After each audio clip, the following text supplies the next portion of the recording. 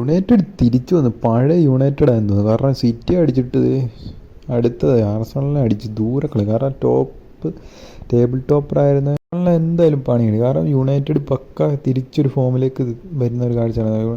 സിറ്റിക്കിട്ട് 2-0 score ജയിച്ചു. ഇപ്പോഴേ അത് ആർസണലിന് 3-2 വിജയം പട്ടക്കൻ അവരുടെ സ്റ്റേഡിയത്തിൽ പോയി കൊടുത്താണ്. എനിക്കൊന്ന് 3 ഷോട്ട് ഓൺ ടാർഗറ്റ് എങ്ങാണ്ടേ ഉള്ളത്, അത് 3 ഗോൾ അടിച്ചു. എന്തായാലും നൈസ്. അതിൻ്റെ ഇടയ്ക്ക് 2-2 വന്നപ്പോൾ ഞാൻ ഓർത്ത് എന്തായാലും സമനിലയാകും പോട്ടെ എന്നാൽ ആർസണലായിട്ട് ഡ്രോ എന്ന് വിചാരിച്ചപ്പോൾ മാത്യൂസ് കുഞ്ഞിയുടെ ഒരു കിട്ടില്ല ഗോള് അത് വന്നപ്പോഴാണ് ഉറപ്പിച്ചാട്ടിൻ്റെ മോനെ യുണൈറ്റഡ് ജയിച്ച്. പറയാൻ നൈസ് കളിയായിരുന്നു.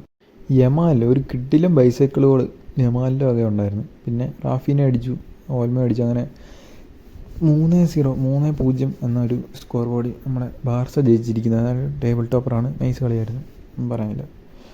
അതിലും ഹൈലൈറ്റ് ആയിട്ട് ഇത് നമ്മുടെ യമാലിൻ്റെ ഗോൾ തന്നെ. ലാലിഗ ടൈറ്റ് കോമ്പറ്റീഷനാണ്. റയലിലും വിന്നാണ്. എംബാപ്പെ 2 ഗോൾ അടിച്ചു.